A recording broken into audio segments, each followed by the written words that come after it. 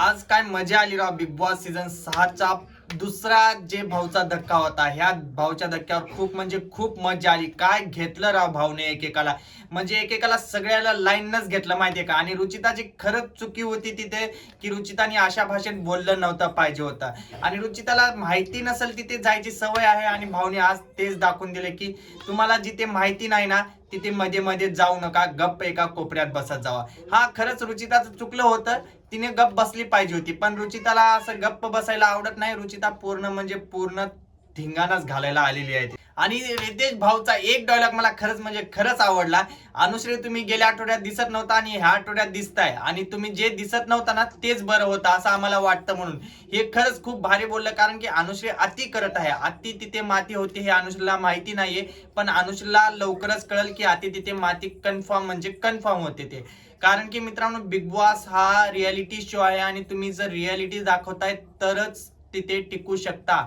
अनरियालिटी दाखवताय तर तिथे तुम्ही टिकू शकत नाही. तुम्ही फेक भांडण, फेक सगळं तुम्ही दुसऱ्यांचं ऐकून जर करताय तर हे 100% चुकीचं आहे. आणि विशालचं ऐकून तुम्ही वागताय तर हे 100% चुकीचं आहे. आणि पब्लिकला एक ना एक दिवस समजतच. एवढं लक्षात ठेवा की तुम्ही कुणाचं ऐकून काय करताय हे पब्लिकला एक ना एक दिवस नक्कीच समजतं. राकेशला त्या टाइमला खरोखर वाईट वाटलं होतं, कारण की राकेशला म्हणजे त्याचं एक स्वभावच वेगळा आहे. जेंटलमॅन त्याला बाहेर पण बोलतात आणि सगळेजण बोलतात. तर राकेशला खूप वाईट वाटलं होतं, आणि अनुश्रीचं चुकलं होतं. अनुश्रीनं माफी मागायला पाहिजे होती, पण अनुश्रीने काही जणांचं ऐकून माफी नाही मागितली. पण रितेश भाऊने बरोबर केलं. अनुश्रीला जे काय करायचं ते अनुश्रीला एकदम बरोबर भाऊचा धक्का भेटलेला आहे. तुम्हाला काय वाटतं नक्की कमेंट करून सांगा मला, कारण की तुमच्या एका एका कमेंटची खूप म्हणजे खूप आशा आहे. कारण की आज जे धक्के बसलेत ना त्याच्यावर मला पण तुमचं मत काय आहे ते मला बघून घ्यायचं आहे. त्याच्यामुळे प्लीज कमेंट करा. आणि मित्रांनो, मेन गोष्ट म्हणजे जर अनुश्रीला आणि रुचिताला जर त्यांचं कारनामे बाहेर काय होत आहेत हे जर सांगितलं तर अक्षरशः मित्रांनो ते बिग बॉस सोडून बाहेर जातील. भले कितीही फाईन लागली तरी चालेल, पण ते बिग बॉस सोडून जातील. कारण त्यांना झोप लागणार नाही एवढं बिग बॉस मध्ये त्या लोकांनी धिंगाणा घातलेला आहे. आणि तो धिंगाणा म्हणजे विनाकारण धिंगाणा घातलेला आहे. कुणावर पण ते काही आरोप घालतात आणि काही बोलतात विनाकारण, म्हणजे फक्त स्क्रीन टाइम घेण्यासाठी हे सगळं चालू आहे त्या दोघीचं, मला तर असं वाटतंय. आणि कारण की मित्रांनो, ते नॉमिनेशन मध्ये आहेत आणि त्यांना स्क्रीन टाइमची गरज होती म्हणून ते स्क्रीन टाइम घेत आहेत आजकाल. आणि तो रितेश भाऊनी डायलॉग बोललेला सगळ्यात बेस्ट होता.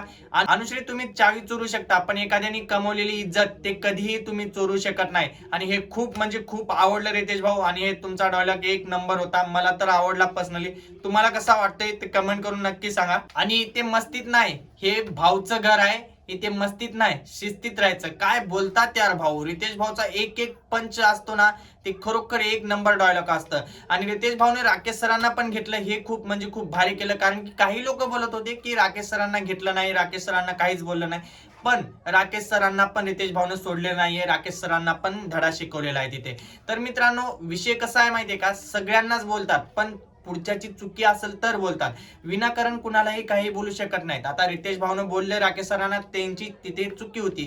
ज्यावेळेस लायकी बोलले त्यावेळेस राकेश सरांची चुकी होती, म्हणून राकेश सरांनाही काही काही बोलले आहेत भाऊने, आणि हे एकदम बरोबर केले आहेत. खरं तर काही लोक असे आहेत बिग बॉसच्या घरात की त्यांना डॉट डॉट डॉट, मित्रांनो खरंच बिग बॉसच्या घरात राहायच्या डॉट डॉट चे नाहीत मित्रांनो. काही लोक असे पण भरलेत, कारण बिग बॉस 6 जे आहे ना ते ट्विस्टचं आहे. आणि ह्या ट्विस्ट मुळे मला वाटतं की अशी लोक पण भरली असतील, कारण की ह्यांची खरंच सांगतो मित्रांनो, ह्या घरात राहायची डॉट डॉट नाहीये.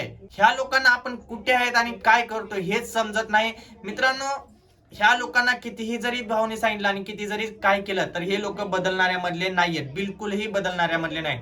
आणि मित्रांनो, पॉझिटिव्ह मित्रांनो, दादा रितेश भाऊनी जे बोललं ना, सगळ्यांना वाईट नाही बोललं, काही जणांची कौतुकही केलेलं आहे. तिथेच दीपाली ताई आणि रोशन दादाचं कौतुकही केलेलं आहे. ते खूप मला छान वाटलं, कारण की त्याने गेम पण तसा खेळला होता म्हणून त्यांचं कौतुक झालं.